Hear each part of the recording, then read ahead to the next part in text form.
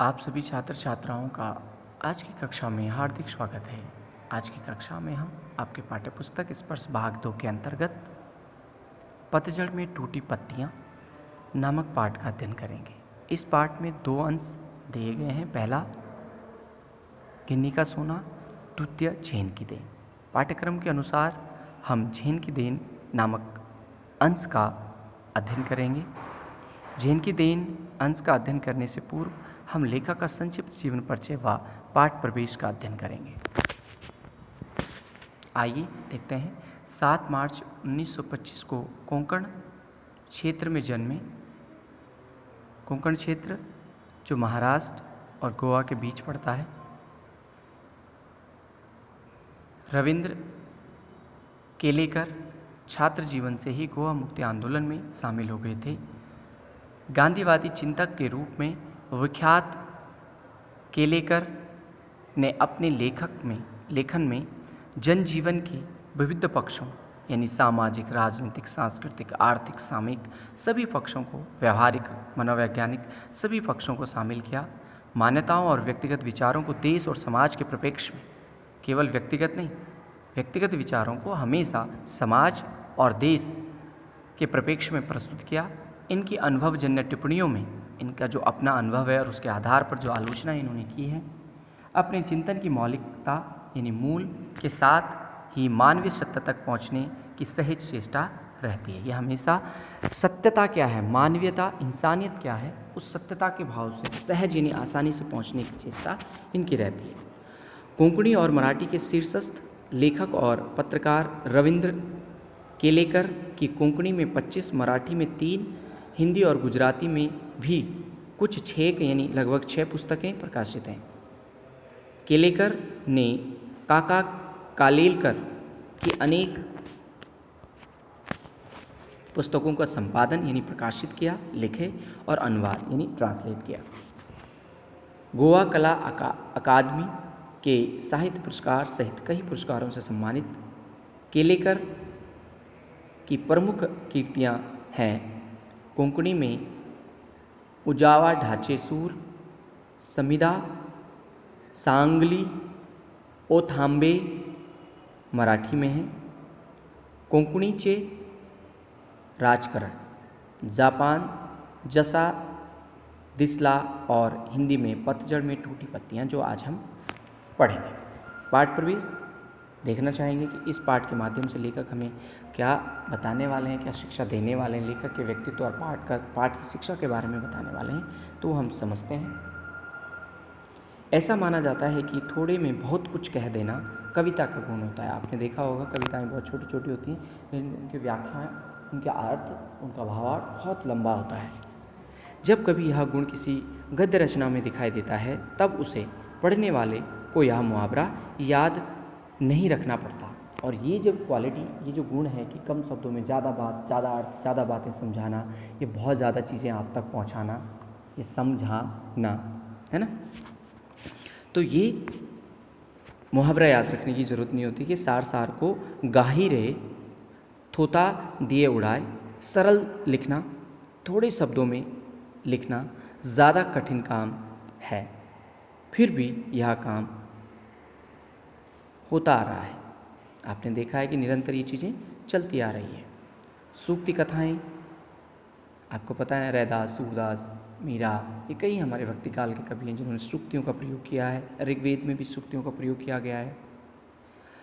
आगम यानी जैन धर्म से संबंधित जितने भी साहित्य है, जातक बौद्ध धर्म से जितना भी साहित्य है, पंचतंत्र की जो कहानियाँ हैं यथार्थ विष्णुगुप्त द्वारा लिखी गई पंचतंत्र एक पुस्तक है, उसी लेखन के प्रमाण है। यानी ये एक साक्ष्य हैं, एग्जाम्पल्स हैं, जहाँ कम शब्दों में बहुत बड़ी बड़ी, बहुत ज़्यादा बातें रखी गई हैं।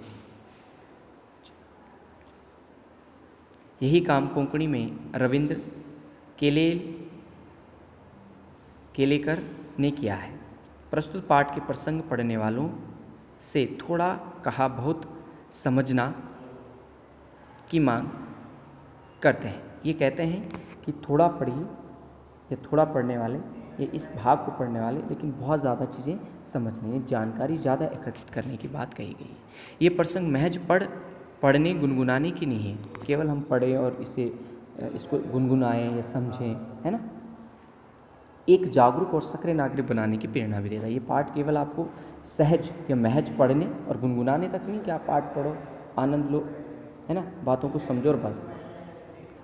तो ये जो पाठ है हमें क्या शिक्षा देता है, एक जागरूक यानी जानकारी रखने वाला, हर बात हर क्षेत्र को समझने वाला, और एक सक्रिय नागरिक, उसको अप्लाई भी करने वाला। एक तो होता है हमें नॉलेज पता है लेकिन हम उसे अप्लाई नहीं करते, व्यवहार में नहीं लाते। यहाँ पर है कि आप उस चीज़ को आपको आती है तो उसको अपने व्यवहार में दिखाइए, यानी इम्प्लीमेंट कीजिए, ठीक है, कि प्रेरणा मिलती है, एक मोटिवेशनल मिलता है। पहला प्रसंग, गिन्नी का सोना जीवन में अपने लिए सुख साधन। पहला प्रसंग, गिन्नी का सोना जीवन में अपने लिए सुख साधन जुटाने वालों से नहीं, बल्कि अब देखो हम जीवन में हमेशा अपने लिए अपने बारे में सोचते हैं, अपने बारे में डिस्कस करते हैं, है ना, बहुत सारी सुख सुविधाएं हम जुटाते हैं अपने लिए।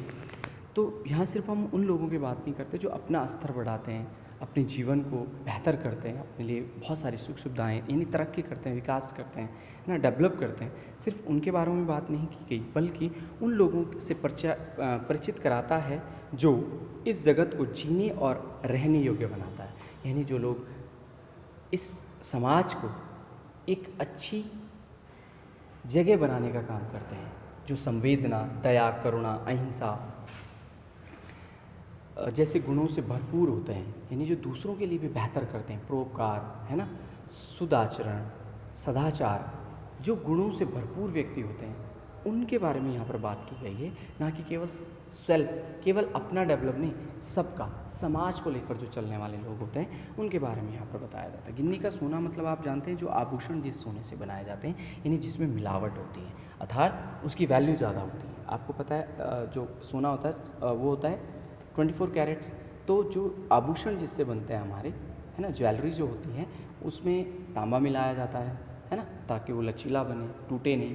तो फिर वो तांबा जो है वो भी किस वैल्यू से बिकता है, आदर्श की वैल्यू, मतलब सोने की वैल्यू से ही उसके रेट लगाए जाते हैं। तो ऐसी आदर्श शुद्ध सोना और गिन्नी का सोना यानी व्यवहारिकता, अगर आपके अंदर व्यवहारिकता है तो आपकी वैल्यू ज़्यादा बढ़ जाती है, ठीक है। केवल आदर्शवादी होने पर भी समाज नहीं चल सकता, आपको आदर्शवादी व्यवहारवादी आदर्श आपका होना चाहिए, ठीक है। जैसे महात्मा गांधी इसके बहुत बड़े उदाहरण हैं, ठीक है।